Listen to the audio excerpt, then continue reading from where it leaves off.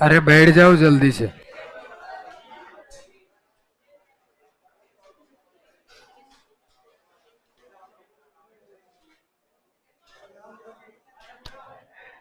कौन सा टॉपिक चल रहा है?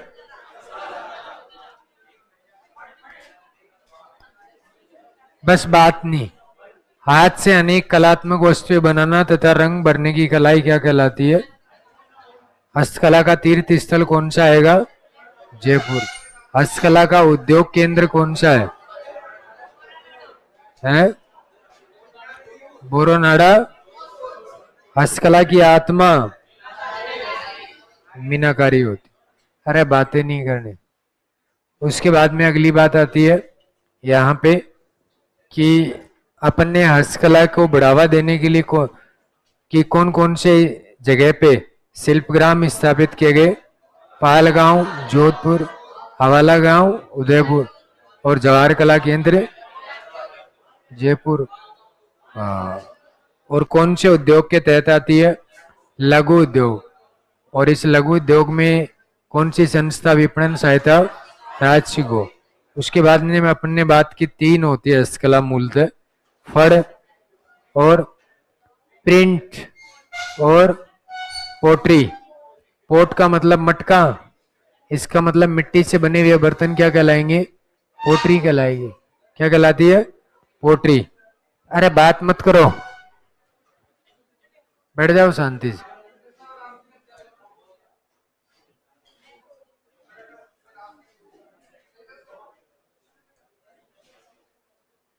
चुप हो जा। तो ब्लू पोट्री कहाँ की है? कहां से आई? ईरान से। कहा? लाहौर। लाहौर से कौन लाया? सर्वाधिक विकास कितने कलाकार थे? एक का नाम, दूसरे का चूड़ामणि। किसके पास गए थे? बोलाराम। उसके बाद में याद रखना है कितने सेंटीग्रेड तापमान। रंग कौन सा? नीला। ब्लू मतलब क्या होता है? नीला। प्रसिद्ध कलाकार कौन थे? कृपाल सिंह शेखावत। जो कहाँ के थे? मऊ सीकर, ये बता दिया था। और वर्तमान में गोपाल सैनी। ब्लैक पोट्री कहाँ की है? कागजी पोट्री अलवर की। उसके बाद में आपसे पूछा जाए पिंक पोट्री पोखरण जैसलमेर, सुनहरी पोट्री बीकानेर। फड़ जो है वो लिखने वाला क्या कहलाएगा? चितेरा। चितेरा चित्र बनाता है ना, इसलिए। पढ़ने वाला क्या कहलाता है? भोपा। और यहाँ पे राजस्थान का पहला चितेरा श्रीलाल जोशी, महिला चितेरी पार्वती जोशी। सबसे पहले उस पे किसका कलप चढ़ाया जाता है? चावल का। याद रखना। राजस्थान की सबसे प्राचीन फड़ किसकी है? देवनारायण जी। सबसे अधिक चित्रांकन भी, सबसे बड़ी देवनारायण। सबसे लोकप्रिय, जिस फड़ का वाचन ही नहीं होता, भैंसासुर। जिसमें वाद्य यंत्र नहीं बजता, राम दल्ला और कृष्ण दल्ला। गोगा जी की फड़ में कौन सा वाद्य यंत्र बजेगा? डेरू। ये सब बता दिया था। तो अगली हेडिंग लगा लो, प्रिंट। अरे चुप रहोगे तो पता चले हैं।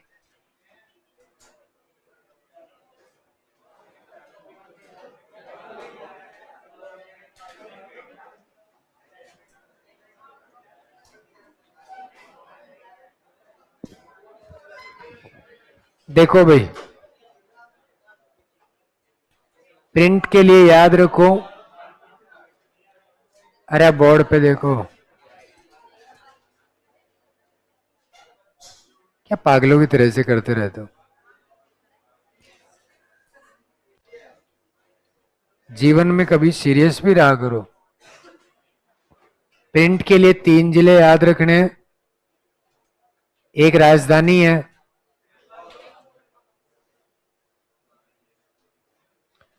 एक राजस्थान का गौरव है, और एक कपड़े के लिए फेमस जगह है बालोतरा।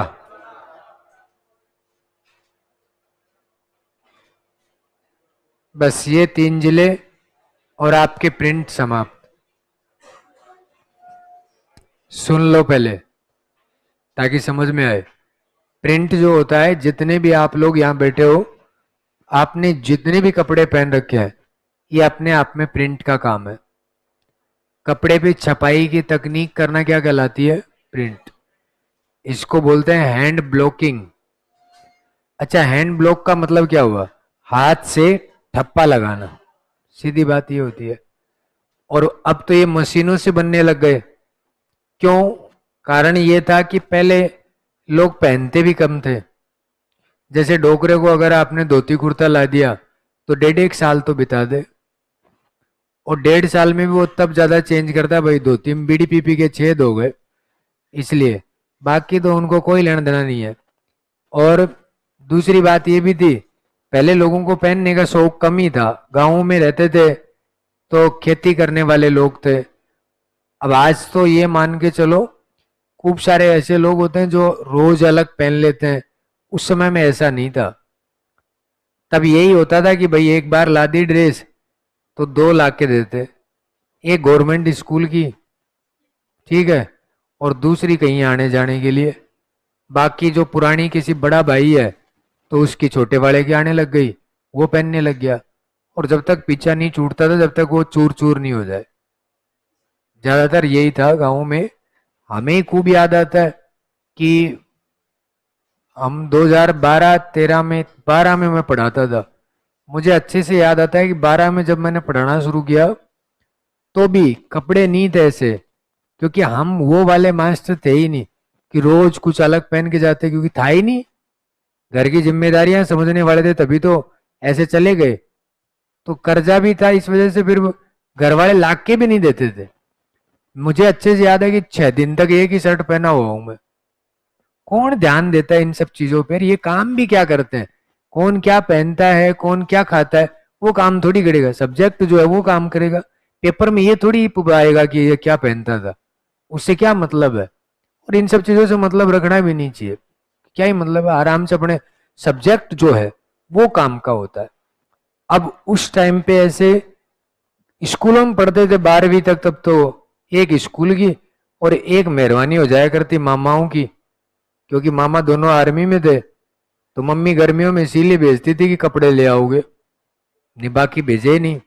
अब 5-5 वैसे तो 2-2 को भेजती। 10 दिन तू जा, 2 एक चले जाओ, 2 10 दिन बाद में, 2 10 दिन बाद में, तो हो गए साहब 4-5।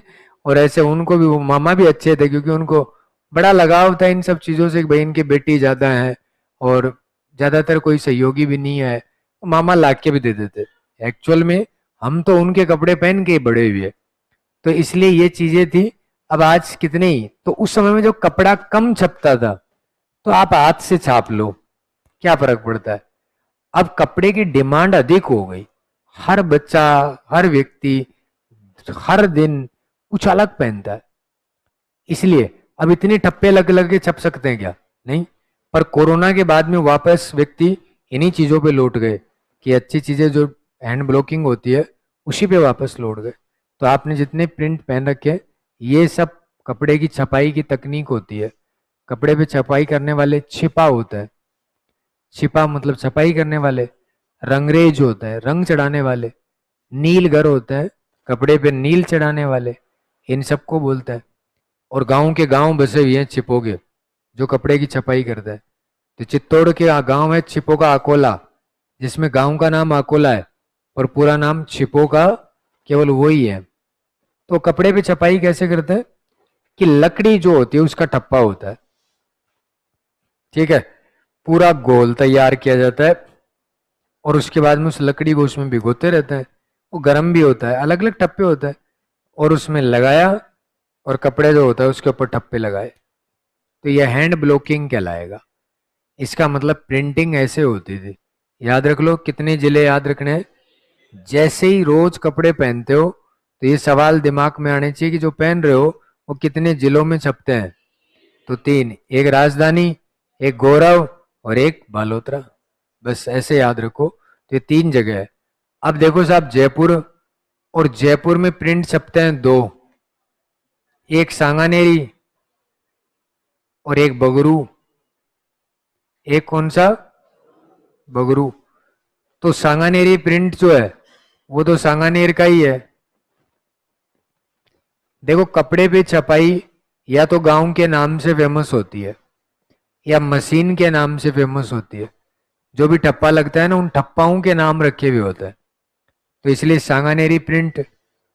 और सांगानेरी प्रिंट जो होता है ये तो तुमने खूब देखा होगा, आजकल शर्ट वर्ट खूब पहनते हैं। सांगानेरी प्रिंट का तो क्रेज है अभी आजकल शर्ट वर्ट पहनने का। और इसमें अधिकांशतः प्राकृतिक रंगों का प्रयोग होता है। प्राकृतिक रंग वो होता है जो प्रकृति से प्राप्त होते हैं। अब प्रकृति से प्राप्त, जैसे आप पढ़ते हो ना मैथ में प्राकृत संख्याएं, तो प्राकृत संख्याएं कहां से शुरू होती हैं? एक से कि जीरो से? इसीलिए होती हैं क्योंकि वो प्रकृति से स्वयं प्राप्त है। जीरो का आविष्कार किया गया था आर्यभट्ट के द्वारा, इसीलिए वो प्रकृति थोड़ी आर्यभट्ट। बताओ, मनुष्य है और प्रकृति एक से शुरू करती है, इसलिए उसको प्राकृत कह देते हैं। और जीरो से पूर्ण संख्या होती है, शब्दों को जीरो के बिना अधूरा रहता है तो पूर्ण करता है। सीधी सिंपल बात है। आजकल पहले एग्जामिनर कैलकुलेशन पूछता था, अब मैथ में भी थ्योरी पूछता है। बताओ इसका अर्थ बताओ, मिलान करके टिकाओ। सामने दे दिया क्षेत्रफल, उसके सामने बताओ कौन सा इसका वो है, सूत्र कौन सा है। बड़ा अपडेटेड चीजें हो गई, गया जमाना जो सिंपल सिंपल बातें आती थी। तो ये प्राकृतिक रंगों का प्रयोग, इसमें क्या करते हैं, ये कहते हैं कि एक घोड़े की खुड़ताल करके कोई पेड़ होता है, उसकी चाल वाल होती है, गोंद वोंद होता है, ऐसा कुछ चीजें होती है। एक अनार के छिलके होते हैं, है ना, गोबर, गाय के गोबर का पानी वानी, बहुत सारी चीजें होती है। ऐसा होता है और उसका घोल तैयार करता है और फिर उसमें कपड़े पे ठप्पा मारा जाता है। तो वो सांगानेरी प्रिंट अपने आप में छपाई के लिए प्रसिद्ध है, उसकी अलग ही टाइप की छपाई होती है। फिर उसको ओढ़नियां ज्यादातर बनती है महिलाओं की। और कई बार अब बहुत सारे लोग इस चीज में बड़ी गलती करते हैं कि जो भी कपड़े की छपाई है ओढ़नी ओढ़ रखी है महिलाओं ने, कईयों ने, उनको चबाने की बड़ी आदत रहती है दांतों के नीचे।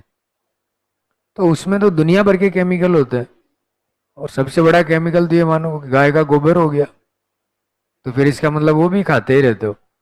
तो इसलिए ये चीजों को, कोई भी कपड़ा जो होता है उसको मुंह में मत चबाया करो बहुत सारे। और ये तो मानो चलो ठीक है, जो प्राकृतिक चीजें से जो छपता था उसको तो खा ले तो वो नुकसान भी नहीं करे। अब वाले कपड़े तो सारे केमिकल है। तभी ग्रामीण क्षेत्रों में डोकरे को देखना, हर एक चीज को नोटिस किया करो। कभी भी डोकरा नए कपड़े लाते ही नहीं पहनेगा, धोके पहनेगा। अपने से कितने समझदार हैं, अपने कहते हैं कि एक बार धुल गया तो बोले पुराना हो गया, बोले ये भी कोई बात हुई। और वो हमेशा उसको धोके पहनता है।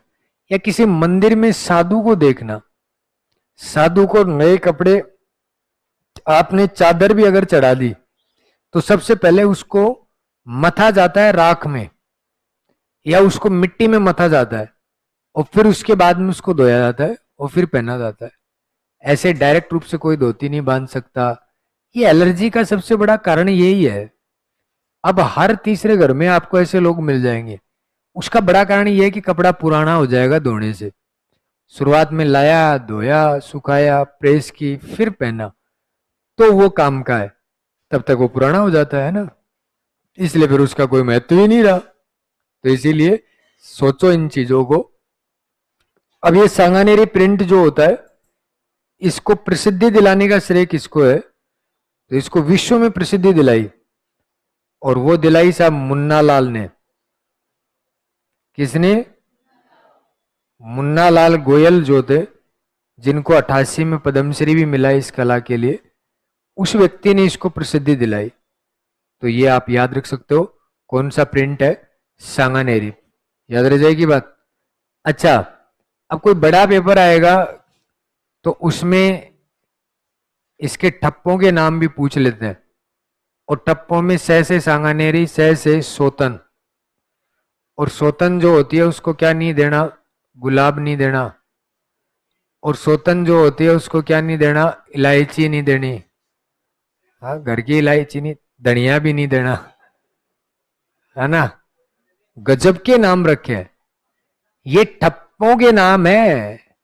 सांगानेरी प्रिंट में जो चित्र बनता है उसमें अलग अलग ठप्पे होते हैं लकड़ी के, और उनके नाम है। कोई बहुत अच्छा पेपर जब बनेगा तब ऐसे पूछेंगे वो, सोतन, गुलाब, इलायची, धनिया, इन ठप्पों का संबंध कौन से, क्या नाम है, प्रिंट से है, तो कौन सा करना। तो ये सोतन को क्या क्या नहीं देना चाहिए, गुलाब, इलायची, धनिया, सोतन, सांगानेरी, याद रह जाएगी बात। और ये बात आप याद रख सकते हो, मुन्ना लाल। अच्छा, बगरू जो है वो बगरू का ही फेमस है। बै से बगरू, बै से बेल बूटे, ये बेल बूटों की छपाई की जाती है। इसमें किसकी छपाई होती है, याद रखना इसको, बेल बूटे, यानी कि उसके ऊपर बेल बनाई जाती है। तो बेल बूटे, बूटे मतलब चित्र में पत्तियों के, इनके सबके, तो ये बेल बूटों की छपाई के लिए फेमस कौन सा होगा, बगरू प्रिंट। याद रह जाएगी बात, ये याद रख लेना।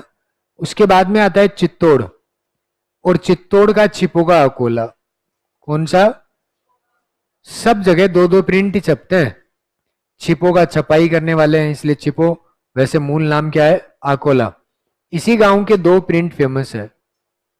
एक होता है साहब जाजम प्रिंट, कौन सा, ये याद रख सकते हो। इस जाजम की छपाई किस पे होती है, घाघरे पर, घाघरे पर छपाई करते हैं, याद रखना इस बात को, घाघरे पे छपाई की जाती है जाजम की तो। और उसके बाद में जो अगला प्रिंट दिख रहा है वो आता है दाबू। बात वही है, गरम गरम इसका घोल होता है, उसमें से ऐसे भिगोते हैं, कपड़े पे छापते हैं। पर कपड़े पे कहाँ छापते हैं, लेई लुगदी से। अलग अलग प्रकार की लुगदी बनती है, लेई बनती है, और वो अलग अलग प्रकार की क्या होती है, जैसे कोई भी कपड़ा दो मेरे को तब बताऊं, महिला कोई भी ओढ़नी दे दो जिसका विवाह नहीं हो रखा, वो विवाहिता की ओढ़नी नहीं उतरवा सकते ना अपन, हाँ गलत होता है, दे दे भाई।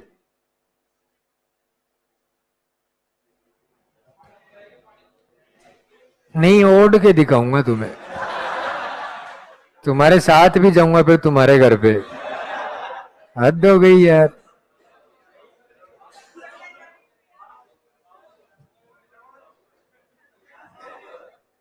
भारी पड़ जाएगी चीजें, ये ध्यान रख ले।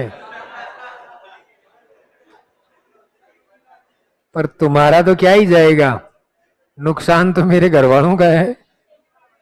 गांव में कहते हैं ना, कमाऊ पूत कोई भी हो, कोई भी रख लेगा उसको तो, इसलिए। तो देखो साहब, इसमें क्या किया गया, कपड़े में, अरे शांति सुन लो तो बताऊंगा, नहीं मैं इतना शौकीन नहीं हूं, कोई सुने तो सुन लो, नहीं मैं दे दूंगा वापस इनका, पता ही नहीं चलेगा। इसमें ये कलर जो ब्लैक दिख रहा है, ये पहले से परमानेंट चढ़ा हुआ कलर था। अब इनको मान लो कि ये फूल बनाना था, तो ये फूल का ठप्पा बनाते हैं, और ये कलर जो है इसके ऊपर ही फूल जिस कलर में लगाना है तो उसका ये ठप्पा लगाता है। पर ये जगह भी तो बचाई जाए, ये ठप्पा किसका है, ताकि नीचे वाला कलर इसमें नहीं आए। तो गेहूं का बीदन, बीदन समझते हो, इल्ली काट गई गेहूं को, जब उसको गेहूं को जानवर काट जाते हैं तो मिट्टी का जैसा हो जाता है, उसकी लुगदी बनती है, जैसे आटे की लुगदी बनती है, और फिर उसको ठप्पे में ऐसे भिगोते हैं, इसके ऊपर मार दिया, ताकि फिर ये यहाँ पे जो नीचे वाला रंग है ना वो प्रभावी नहीं होगा। तो इसलिए ये गेहूं का बीदन का हो गया। मोम का दाबू, चलते हैं ये सब, मोम में मोम चढ़ा देते हैं, फिर उसके ऊपर ठप्पा मारते हैं ताकि नीचे वाला रंग नहीं आए इसमें। तो जहां पे रंग नहीं पहुंचता वहां लेई या लुगदी से टप्पा लगाते हैं, और उसके बाद में उस पर कलर छोड़ देते हैं, तो वो क्या कहलाता है, दाबू। समझ में आ गया। तीन दाबू फेमस होते हैं, गेहूं के बीदन के, और क्या नाम है, मोम का, और एक बालू मिट्टी का। कौन सी, बालू मिट्टी, मतलब बालू मिट्टी का मतलब नहीं ये होता है जैसे मैं कह दूं आपको कि मोम का दाबू, गेहूं के बिदन का दाबू, और एक बालोतरा का फेमस होता है तो मिट्टी का दाबू। उसमें मिट्टी की लुगदी बनाई जाती है और उसके बाद में, धन्यवाद भाई, मिट्टी की लुगदी बना के और उसके बाद में उसको चिपकाया जाता है, फिर उसके ऊपर कलर चढ़ाता है, ऐसा होता है। तो दाबू प्रिंट में 3 याद रखो। एक आता है साहब गेहूं के बिदन का, यह एग्जाम में आएगा ऐसे ही। एक आता है साहब मोम का, किसका? मोम का दाबू। और एक आता है यहां पे दूसरा मिट्टी का दाबू। ठीक है, अब इन तीनों को याद रखना। गेहूं तो सबसे ज्यादा कहां खाते हैं लोग? जयपुर में ही रहते हैं, तो ऐसे तरीका है ये ताकि भूलो नहीं। तो गेहूं के बिदन का तो सांगानेर है। ठीक है, मोम का आ जाए तो मोम में माधोपुर। कौन सा माधोपुर? बस मोम माधोपुर। मिट्टी का जो है ये मिट्टी बाड़ू होती है, तो कहां का? बालोतरा। ये 3 प्रिंट आपको याद रख लेना। ठीक है, अब उसके बाद में बालोतरा के 2 फेमस है। एक तो कौन सा? मलीर, खूब आया है ये एग्जाम में, मलीर प्रिंट। और एक होता है अजरक प्रिंट। कौन सा? अजरक प्रिंट होता है। मलीर प्रिंट जो होता है इसमें 2 रंग होते हैं, एक कथई और काला। ठीक है, अजरक जो होता है इसमें रंग होता है नीला व लाल, ये 2 रंग होते हैं। अच्छा, अजरक प्रिंट में क्या सवाल आ सकता है? इसमें ज्यामितीय आकृतियां बनती है, ये एग्जाम में पूछा जाता है, आजकल सब पूछ लेते हैं ये। तो ज्यामितीय आकृतियां, त्रिभुज बना दिया उसी में प्रिंट में, चतुर्भुज बना दिया, ज्यामितीय वही है। तो ये याद रख सकते हो कि ज्यामितीय आकृति आए तो अजरक प्रिंट में। ये आपके सामने जितने प्रिंट है इनको याद रखना पड़ेगा, और ये ज्यादातर पूछे ही जाते हैं, तो ये याद रखना। जयपुर में कितने प्रिंट छपे? 2। एक का नाम सांगानेरी, दूसरा सांगानेरी में कौन से रंग? प्राकृत। इस कला को विश्व प्रसिद्धि दिलाई मुन्ना लाल। उसके बाद में ठप्पों के नाम क्या है? सोतन, गुलाब। बगरू जो होता है इसमें क्या छपते हैं? बै से बेल बूटे की छपाई। और चिपोगा अकोला के प्रिंट कौन से? जाजम प्रिंट। क्या बनेंगे? घाघरे। दाबू कितने होते हैं? 3। गेहूं के बिदन का, मोम का, मिट्टी का। उसके बाद ये मल्लीर प्रिंट कहाँ का? बालोतरा। कौन सा रंग का? कथई व काला। अजरक प्रिंट जो है उसमें नीला व लाल। और कैसी आकृति? अब बोलो। सांगानेरी प्रिंट कैसे रंगों का प्रयोग? प्राकृतिक, कईयों में बगरू भी दे रखा है, दोनों बात एक ही है ना। उसके बाद में आपको याद रख लेना है यहाँ पे सांगानेरी प्रिंट को विश्व प्रसिद्धि दिलाने वाले ठप्पों के नाम सोतन, गुलाब, इलायची। ठीक है, ये नाम दे रखे हैं उनको, मशीनों के नाम होते हैं जैसे। उसके बाद में अगला आता है यहाँ बगरू प्रिंट में क्या छपते हैं? बेल बूट, बेल बनाना, समझ में आ गई? जैसे देखिए होगे ना गाँवों में खूब, हाँ तो बेल बूटे। उसके बाद में आता है कि चिपोगा अकोला में कौन सी? चित्तौड़। यहाँ पर कितने प्रिंट छपते हैं? एक का नाम जाजम, जाजम में क्या छापो? घाघरे। और एक कौन सा? दाबू, दाबू में कितने दाबू? 3। गेहूं के बिदन का, मिट्टी का, और उसके बाद में यहाँ पे मोम का, माधोपुर में। उसके बाद में अगली बात आती है कि बालोतरा, बालोतरा में भी कितने? 2। एक का नाम मलीर प्रिंट और एक का अजरक प्रिंट। मलीर प्रिंट जो होता है उसमें कैसे रंग का? कथई और काला। और अजरक प्रिंट में नीला और लाल। अजरक प्रिंट में कौन सी आकृति? लिखो, सबसे पहले लिखो प्रिंट, ऊपर ही ऊपर प्रिंट के सामने लिखो कपड़े पर छपाई का कार्य करने वाली जाति, कपड़े पर छपाई का कार्य करने वाली जाति।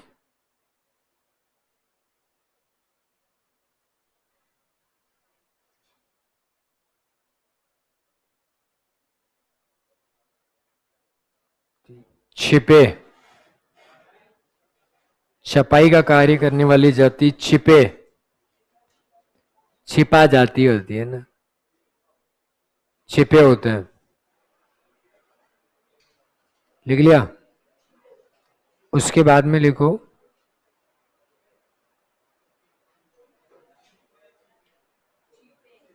अरे छिपा जाती होती है रे कबूतरों। आगे लिखो कपड़े पर रंगाई का कार्य रंगरेज, कपड़े पर रंगाई का कार्य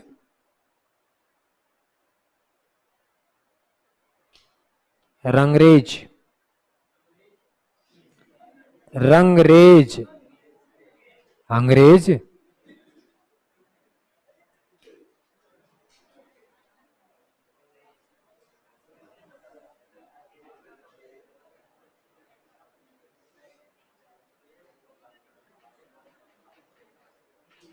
लिख लिया। उसके बाद में लिखो सांगानेरी प्रिंट, सांगानेरी प्रिंट,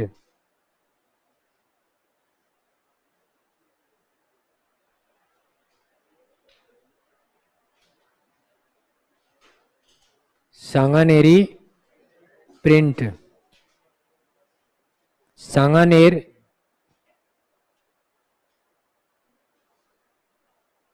जयपुर।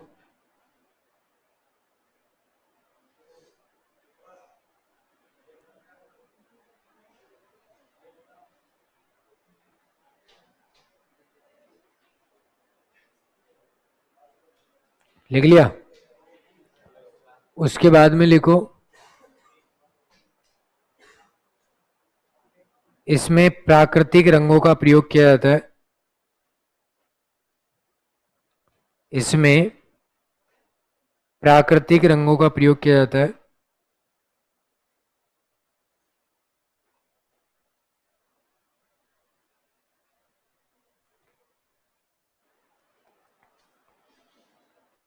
लिख दिया।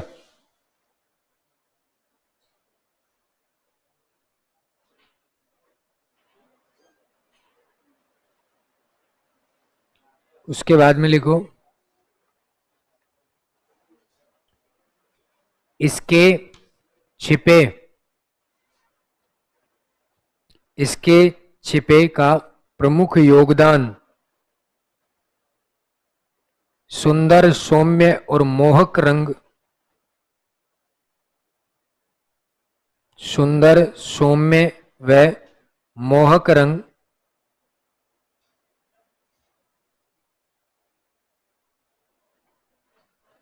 सुंदर सौम्य व मोहक रंग का प्रयोग करके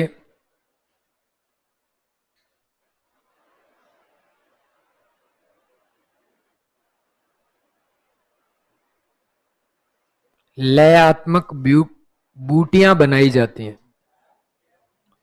लयात्मक,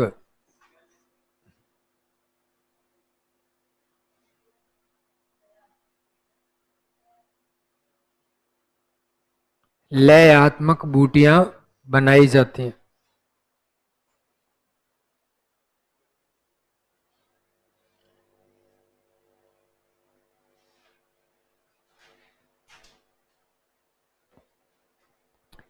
इसमें पंखुड़ियों का घुमावदार,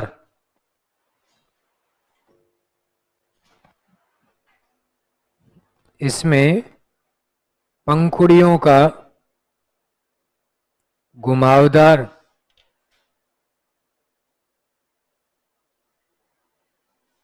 पत्तियों के झुकाव, पत्तियों के झुकाव और फूलों की बारीकी को देखकर,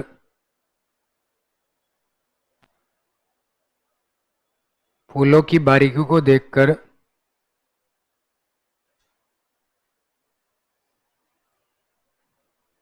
पंखुड़ियों का घुमावदार, पत्तियों का झुकाव और फूलों की बारीकी को देखकर ऐसा प्रतीत होता है।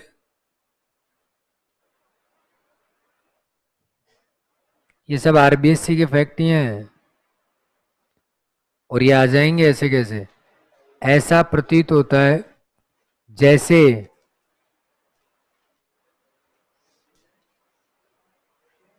ठप्पा लगाने वाले ने इन फूलों का वैज्ञानिक अध्ययन किया हो।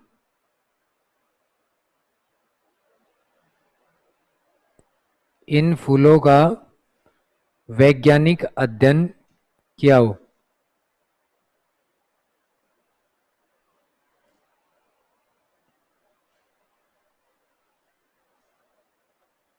लिख लिया। उसके बाद में लिखो, इस कला को विश्व प्रसिद्धि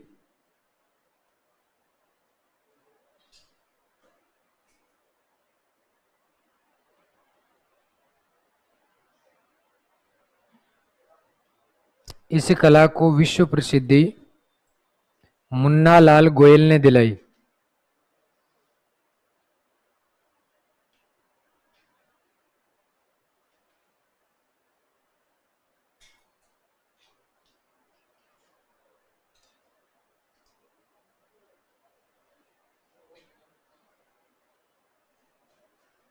मुन्ना लाल गोयल ने दिलाई, जिन्हें 1988 में पद्मश्री मिला।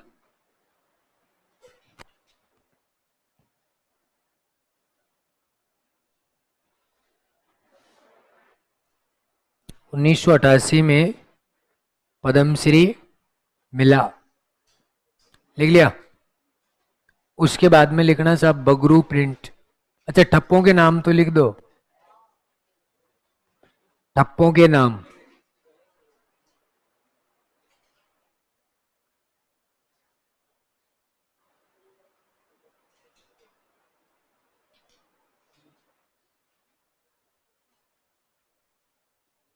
ठप्पों के नाम।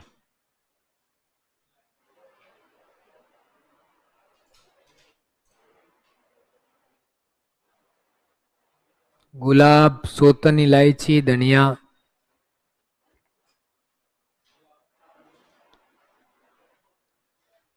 फिर लिखो बगरू प्रिंट। अभी नहीं लिखा, लिख लो आराम से।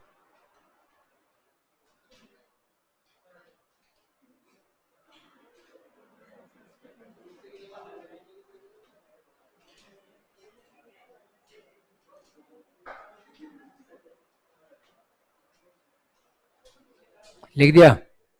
बगरू प्रिंट लिखो, बगरू।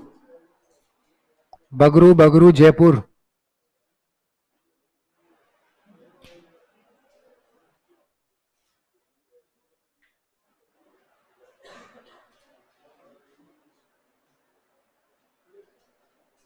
बगरू जयपुर। यह बेलबूटों की छपाई के लिए प्रसिद्ध है।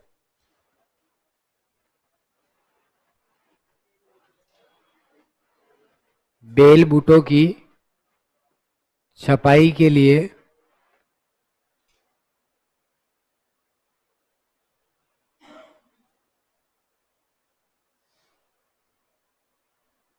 प्रसिद्ध है। लिख लिया। लिख दिया गया। तो ये कई बार पूछा गया बेलबूटों की छपाई के लिए। अच्छा, इसमें एक लाइन लिख लो, ये आरबीएससी में लिखी हुई है तो पूछ लेगा।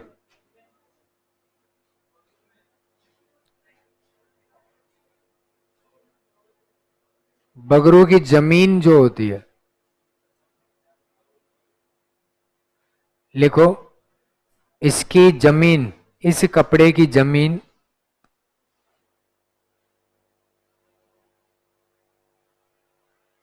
मटिया रंग की, मटिया रंग की होती है। जमीन मटिया रंग की होती है। जमीन का मतलब समझे, जो मैंने पहली बार बताया था ना अभी इस ओढ़नी में, कि पहले काला रंग चढ़ाया गया, फिर उसके ऊपर अलग अलग प्रकार के फूल बनाए, तो जो बड़ा ज्यादा रंग जो होता है उसको जमीन बोलते हैं। तो जमीन वैसे भी मिट्टी, तो मटिया रंग, सीधे याद रख लेना। ये फैक्ट आएगा ऐसे कैसे, इंपॉर्टेंट फैक्ट है। इसकी जमीन मटिया रंग की होती है जिस पर लाल व काले रंग के, लाल व काले रंग के फूल पत्ती, फूल पत्ती व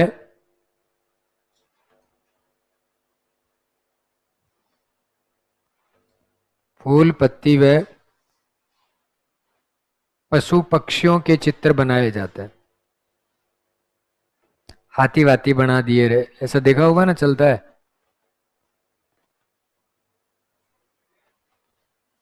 फूल पत्ती व पशु पक्षियों के चित्र बनते हैं।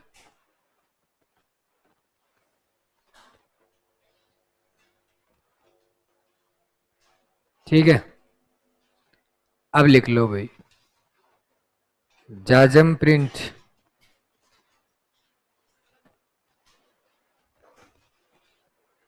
जाजम प्रिंट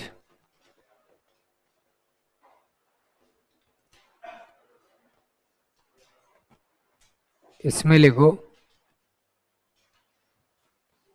छिपो का अकोला चित्तौड़, छिपो का अकोला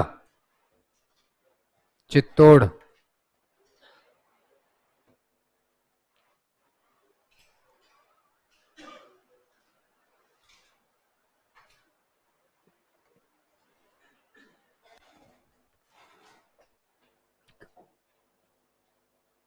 इसमें छपाई के घाघरे बनाए जाते हैं। इसमें छपाई के घाघरे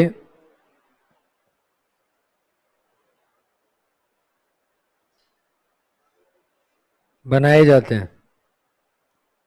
छपाई के घाघरे बनाए जाते हैं। लिख लिया। उसके बाद में लिख दो दाबू प्रिंट, दाबू। इसमें लिख दो छिपो का अकोला, छिपो का अकोला।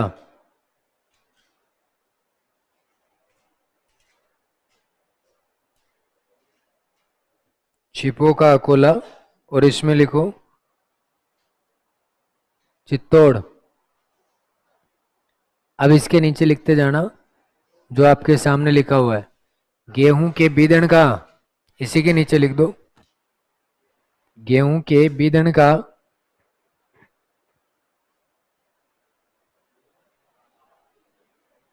गेहूं के बीदण का दाबू, बीदण ही है।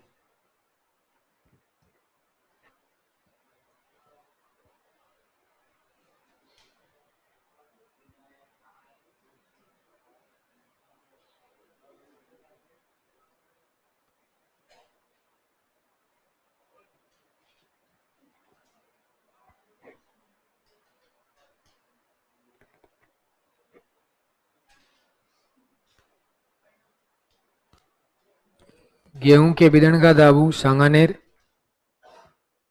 मोम का दाबू सवाई माधोपुर, मिट्टी का दाबू बालोतरा,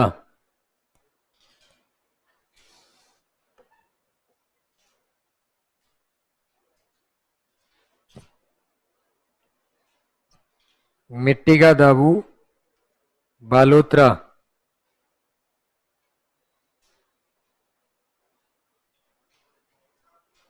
लिख दिया।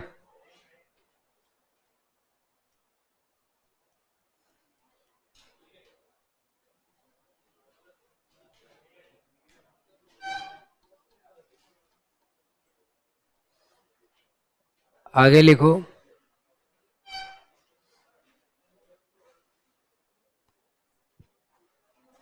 मलीर प्रिंट,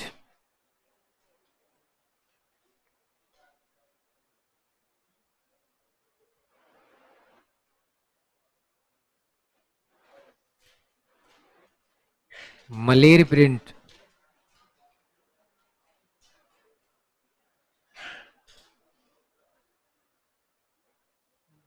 बालोत्रा,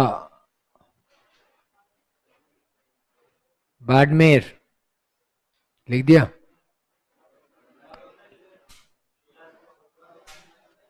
बालोतरा बाड़मेर लगाओ तो लगा लो, नहीं कई बार बालोतरा भी आता है। अभी तो नए जिले नहीं पूछे जा रहे ना, ये तो अब नहीं तो बाद में काम आएगा। पूछ लेगा पुराने कौन से जिले में था, फिर तो सारे लिखने पड़ेंगे। इसमें कथई व काले रंग का प्रयोग होता है। कथई व काले रंग का प्रयोग होता है।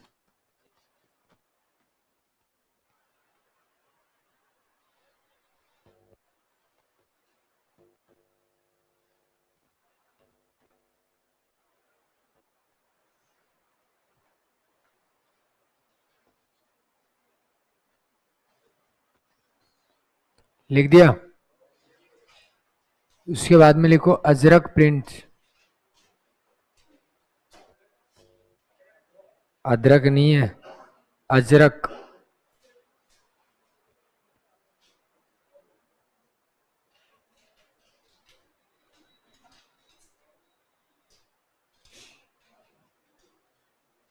अजरक प्रिंट में भी लिख दो बालोत्रा। उसके बाद में लिखो रंग नीला व लाल।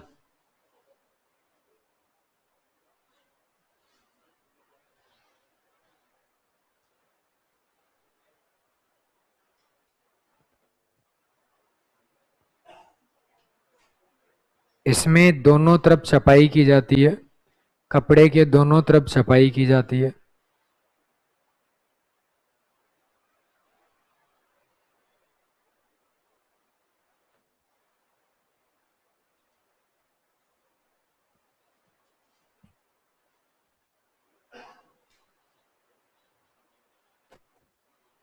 लिख लिया।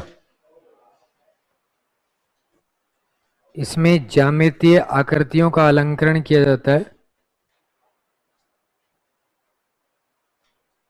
ज्यामितीय आकृतियों का अलंकरण किया जाता है, जो अलंकरण किया जाता है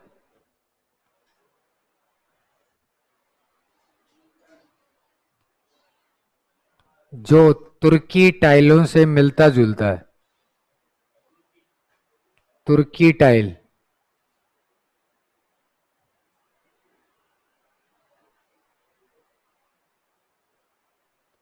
तुर्की टाइलों से मिलता जुलता है।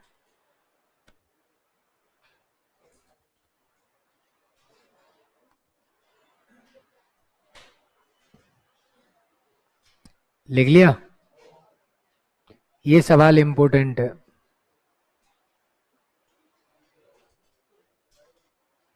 तुर्की टाइलों से मिलता जुलता प्रिंट कौन सा है, पूछेगा तो कौन सा करना है, अजरक प्रिंट। नोट डाल के लिखो नीचे।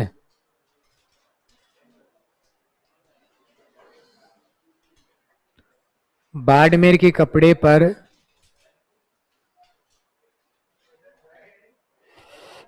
बाड़मेर के कपड़े पर छपाई की नई तकनीक,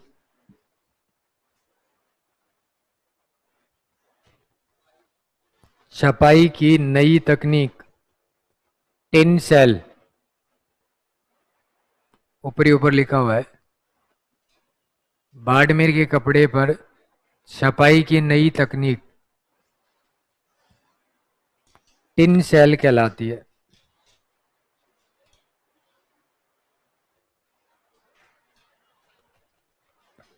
कभी आ जाएगी कटारी प्रिंट, ये भी बालोतरा का ही है।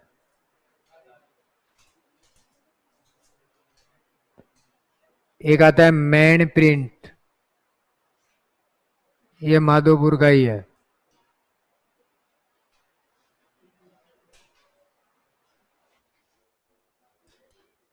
कटारी प्रिंट भी बालोतरा का और मैन माधोपुर।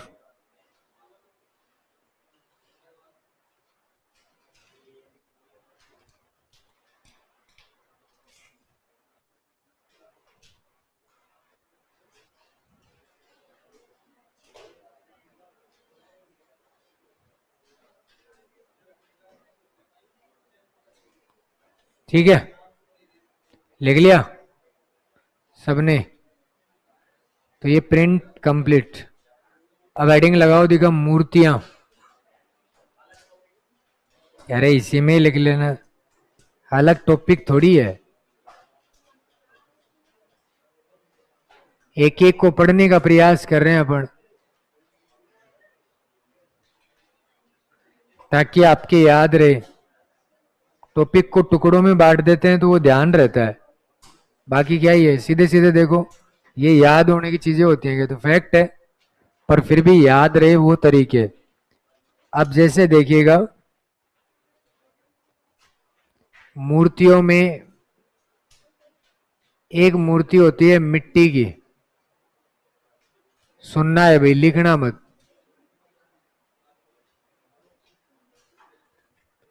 एक होती है चंदन की मूर्ति,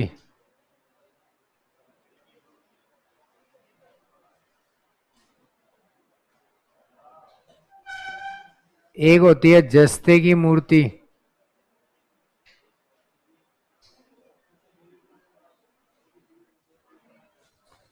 एक होती है संगमरमर की मूर्ति,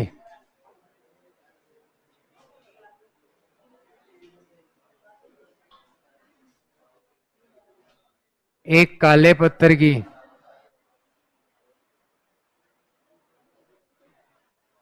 और एक लाल पत्थर की।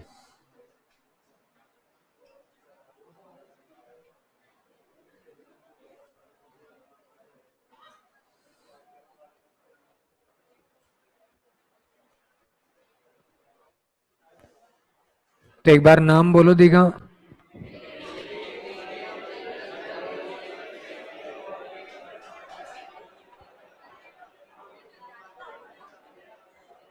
गाते रहो गीत, है ना, ये लक्षण है बोलने के। ऐसे बोला जाता है मिट्टी की मूर्ति, फिर रुकते हैं, क्या है मिट्टी की मूर्ति, मिट्टी की मूर्ति, एक ही एक चीज को बोले जा रहे हैं कहीं। तो ये याद हो जाएगा, अब देखना। मिट्टी की जो कला होती है इसको कहते हैं टेराकोटा। अब सुनिएगा कैसे इसको याद रख सकते हो। मैं से मिट्टी, मैं से मोलेला, कहां बनती है ये? मोलेला राजसमंद। मोलेला में अधिकांशतः मिट्टी की चीजें ही बनती है, और ये राजसमंद में है, बनास नदी के पास में। तो यहां से इसी परिवार के बच्चे भी खूब आते थे वहां पढ़ने के लिए। दो तीन थे जो बनाते ही है, हनुमान जी की बना देते हैं, गणेश जी की बना देते हैं, किसी की भी बनवा लो आप, भैरू भूमिया जो भी होता है, उन सब की मिट्टी की मूर्ति। अच्छा, एग्जाम में पूछा जाता है, इसका कलाकार कई बार आया हुआ है, वो भी मैं से ही है, मोहनलाल।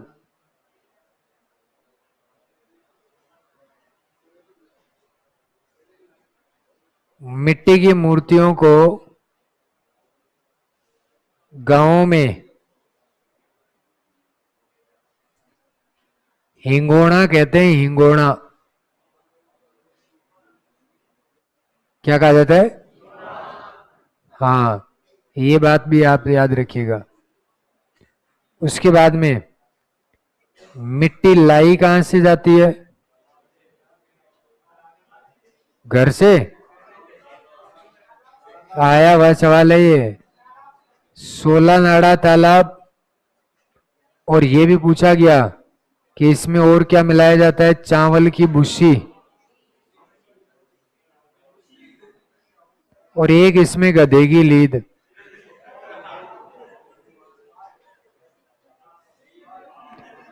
हाँ, तो वो रुकेगी कैसे भाई? घर में महिला चौका देती है तो वो गाय का गोबर लाती है, उसमें मिट्टी मिक्स करती है, तो इसमें हो आ करने की जरूरत कहां से थी? ये सामान्य सी प्रोसेस है, भगवान की मूर्तियां बनती है इससे। इसलिए उस मिट्टी में मिलाते हैं इस गधे की लीद को और चावल की भूसी, महिला लेप देती है, उसमें तूड़ी उड़ी मिलाती है, और उसके बाद में वो चिपकती, चिपकेगी कैसे वो? नहीं तो इसलिए इन सब का प्रयोग होता है। नाड़ा मतलब तालाब ही होता है, 16 नाड़ा बोलते हैं। और इसको गांव में हिंगोना कहते हैं। मैं से मिट्टी, मैं से मोलेला, मैं से ही मोहनलाल।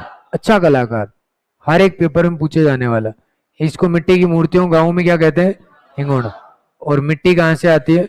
सुलाना तालाब। और क्या मिलता है? चावल की भूसी, गधे की लीद। 2021 वाले मेंस का सवाल था ये कि मिट्टी की मूर्ति टेराकोटा कला पे 20 शब्दों में लिखो। तो ये शब्द सारे लिखने थे उसमें जो काम किया, क्योंकि ये बार बार पूछा ही जाता है।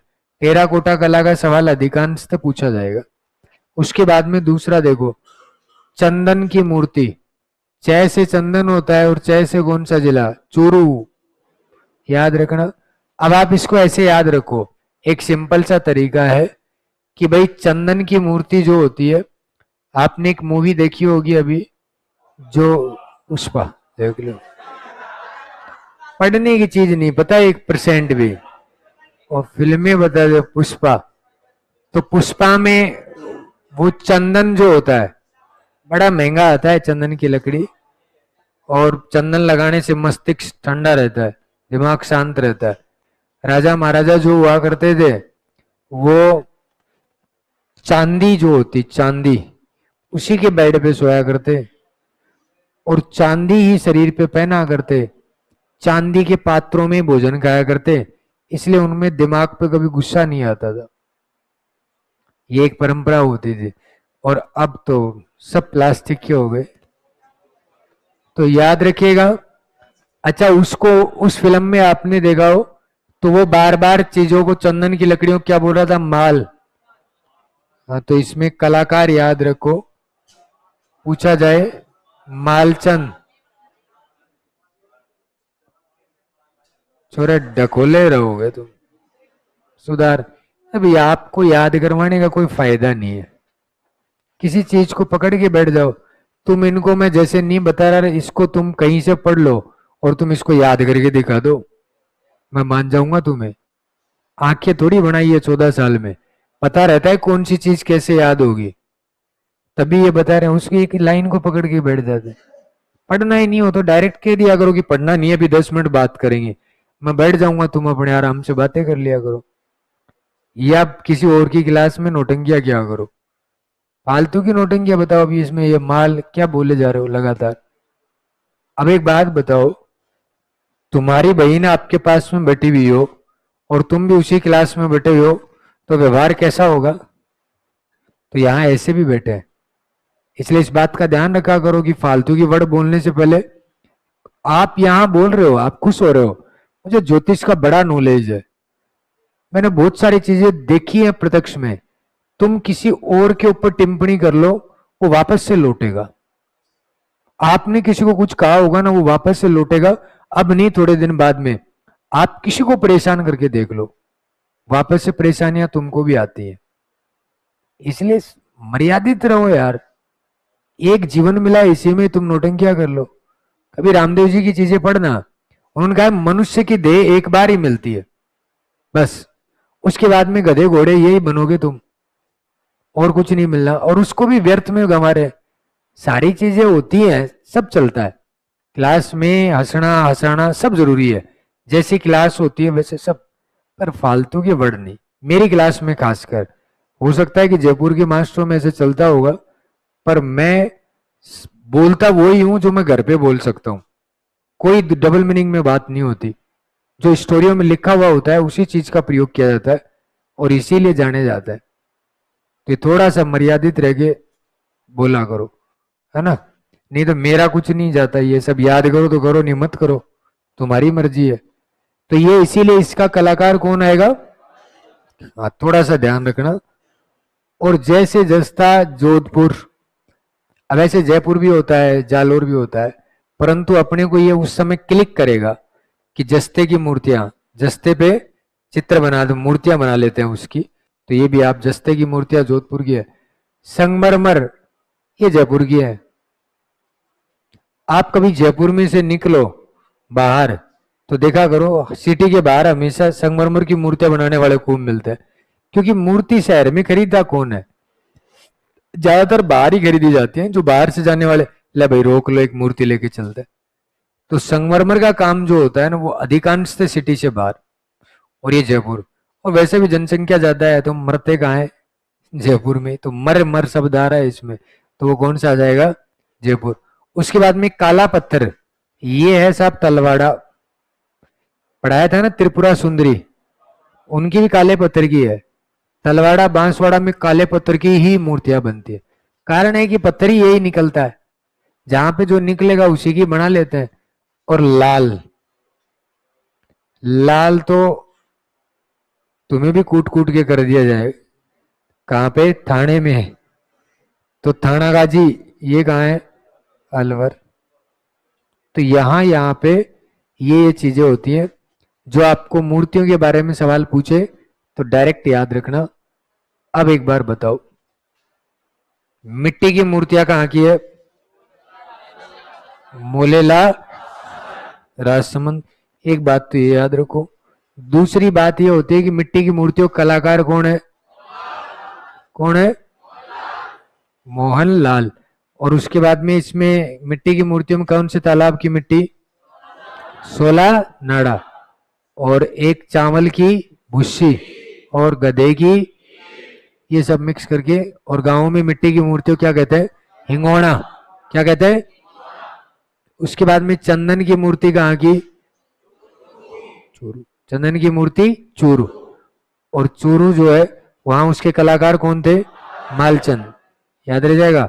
संगमरमर की मूर्ति जयपुर। और उसके बाद में अगली बात याद रखो, काले पत्थर की काला तलवाड़ा। दो बार बोलो, काला तलवाड़ा, काला तलवाड़ा, सेम सेम से वर्ड दिखे। उसके बाद में अगली बात आती है यहाँ पे कि जस्ते की मूर्तियां, जस्ते कहाँ की है, जोधपुर की। और लाल पत्थर की थानागाजी, अलवर। लिख दो, दिखाओ।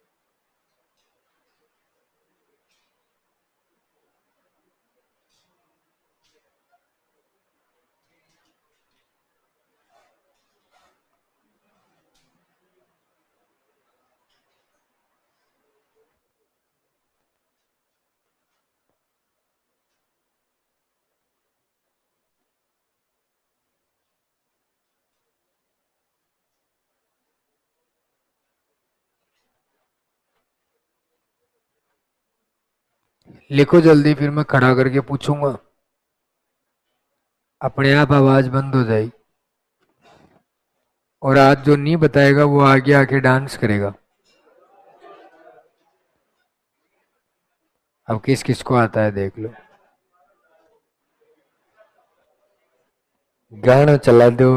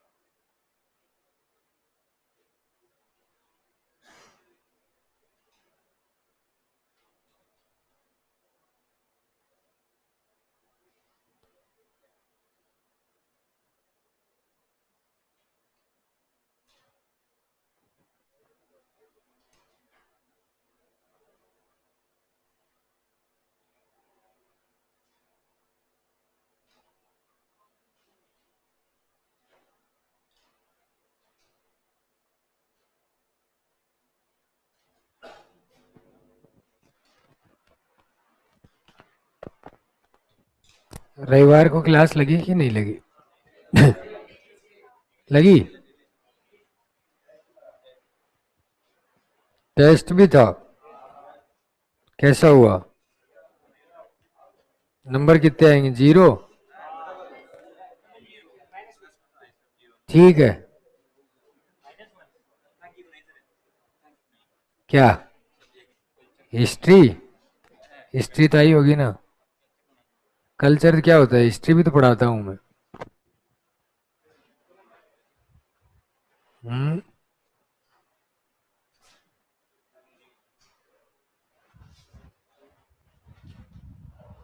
क्या हाल है तेरे?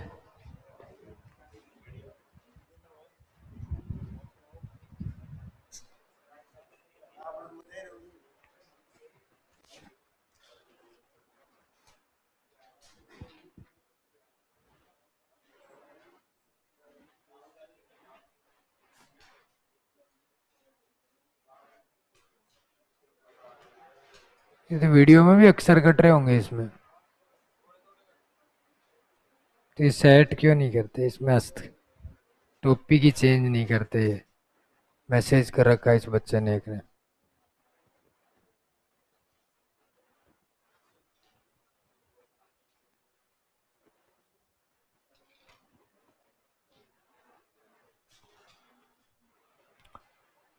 लाल पत्थर थानागाजी अलवर और काला पत्थर तलवाड़ा बांसवाड़ा।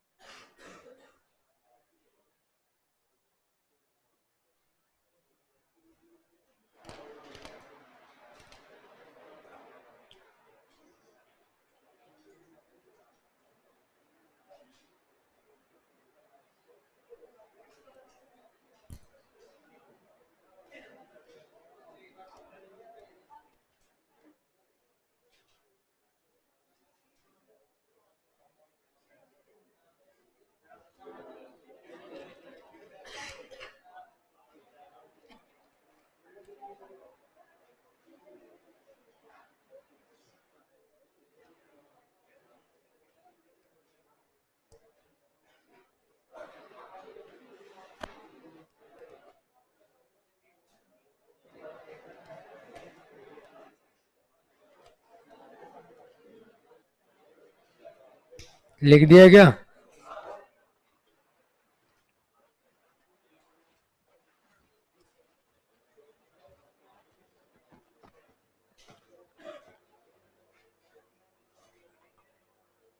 उसके बाद में देखो मीनाकारी।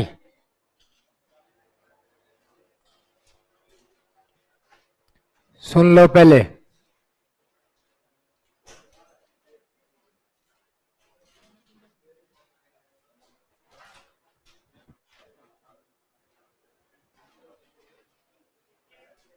ये कला है मूलतः फारस की। फारस से आई कहां पे?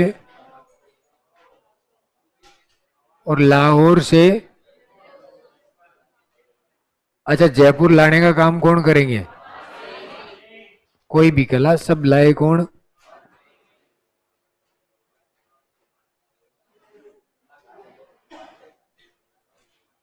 अच्छा, मीनाकारी होती क्या है? तो जो भी सोने के आभूषण होते हैं उनमें लाल और हरा रंग भरने की कला क्या कहलाती है? खूब देख लिया करो। अंगूठियां जो होती है ना उसमें भी लाल हरा रंग होता है ऊपर। और ये खुदाई करके भरते हैं ताकि वो अटे ही नहीं। तो यहां पे इसका अर्थ यही होता है। स्वर्ण आभूषणों में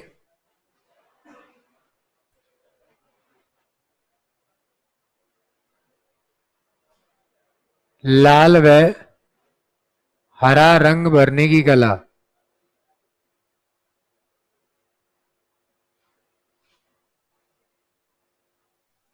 रंग भरने की कला क्या कहलाती है? लाल हरा रंग सब में अधिकांश है। ये उसमें फड़ में भी यही था और मीनाकारी में भी यही है। तो दो एक में एक जिस जो भी याद रह जाए। वैसे लाल हिंदुओं का प्रतीक है, हरा मुस्लिम का प्रतीक है ना? तो अधिकांशतः में ज्यादातर यही। उसके बाद में इसके जो प्रसिद्ध कलाकार हैं, याद कैसे रखोगे कि भाई मीनाकारी का मतलब मैं कह रहा हूं कि सोने के आभूषणों में तो सोना आजकल मिलना कुदरत से ही मिल सकता है। कैसे मिलता है सोना? वैसे तो कौन किसके पास हिम्मत है। तो इसके कलाकार का नाम है कुदरत सिंह।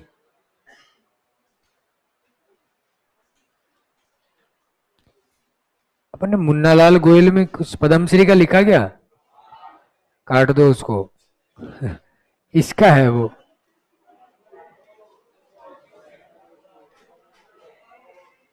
विश्व प्रसिद्धि दिलाई।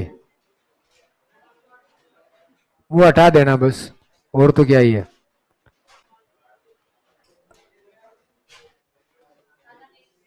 अन्य कलाकार,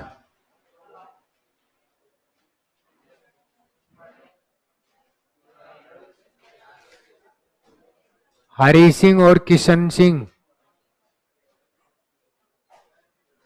पर ये नहीं आएंगे। इसमें एक इंपॉर्टेंट है, सांगानेरी प्रिंट में लिखा हो ना, पद्मश्री हटा दो बस, और क्या है। ये देखो, कुछ नहीं लिखना वहां पे। तो मीनाकारी मूलतः कहां की थी? फारस। कहां की? फारस से कहां आई? कौन लाया? कहां लाया? किसमें? स्वर्ण आभूषणों में लाल और हरा रंग। प्रसिद्ध कलाकार कुदरत सिंह। बस एक को याद रखो, हरी सिंह और किशन सिंह ये पूछे नहीं जाते, एक ही व्यक्ति आता है। अब सुनिएगा काम की चीज यहां पे। एक आती है साहब तांबे की मीनाकारी।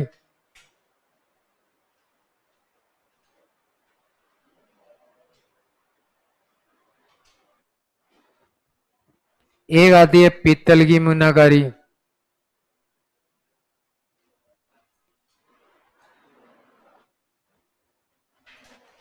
एक आती है कांच की मीनाकारी।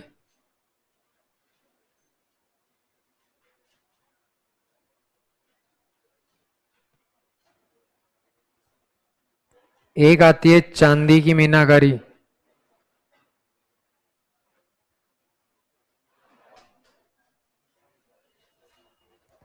अब सुन लो इनको।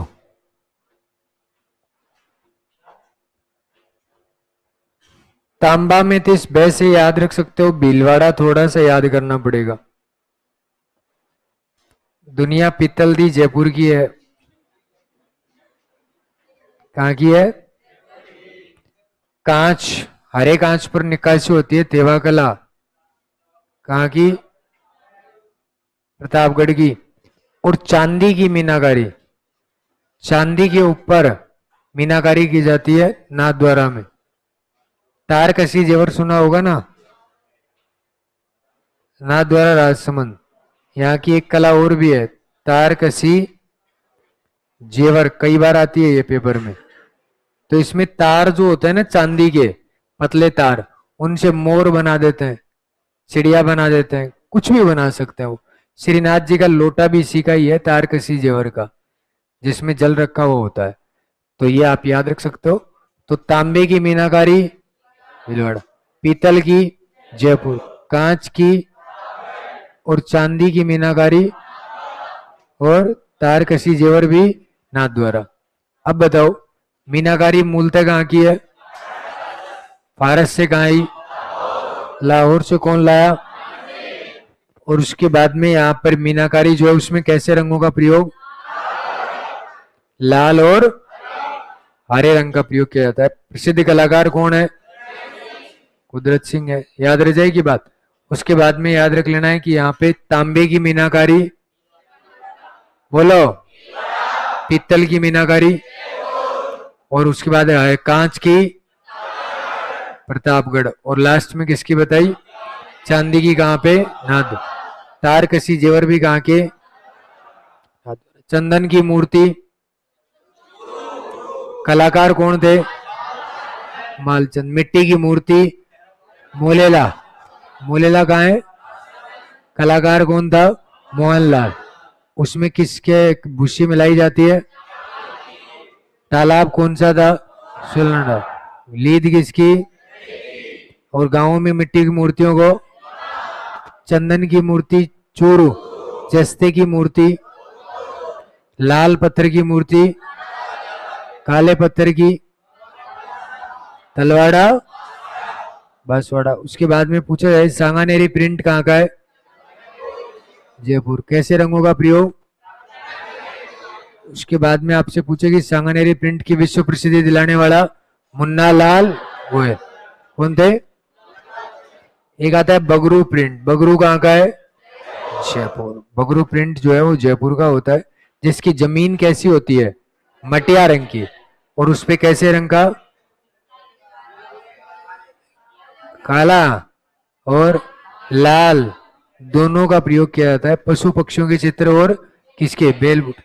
बेलबूटों की छपाई के लिए। दाबू प्रिंट जो होता है उसमें जाजम प्रिंट कहाँ का है? छिपो का आकोला। जाजम प्रिंट में किसके घाघरे बनते हैं? छपाई के। और मोम का दाबू कहाँ का? मिट्टी का दाबू। गेहूं के बीदड़ का? सांगानेर का। अजरक प्रिंट कहाँ का है? उस पे कैसी आकृति बनती है? कौन सी टाइलों से मिलती है? तुर्की टाइल्स। उसके बाद में अजरक प्रिंट जो होता है उसमें रंग कौन सा? नीला और लाल। नीला और लाल। उसके बाद में अगला प्रिंट यहाँ पर मल्लीर प्रिंट कहाँ का? बालोत्रा। उसमें कैसे रंग का प्रयोग? कथई व काला। ये कटारी प्रिंट कहाँ का? बालोत्रा। और एक मैन प्रिंट माधोपुर। याद रह जाएगा। लो तो फिर इसको उतार लो।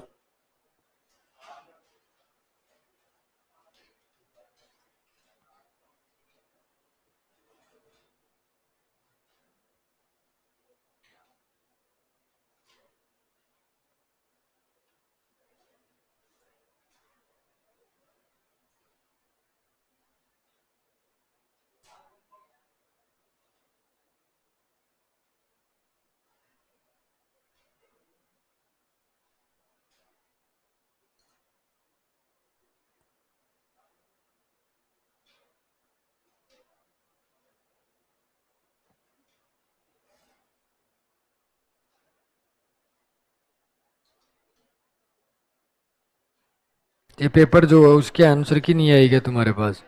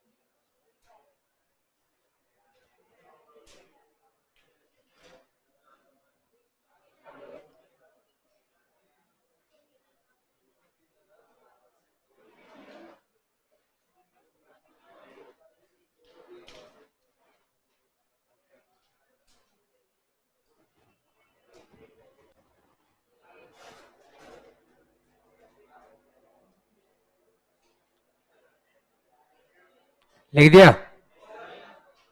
लिख लिख।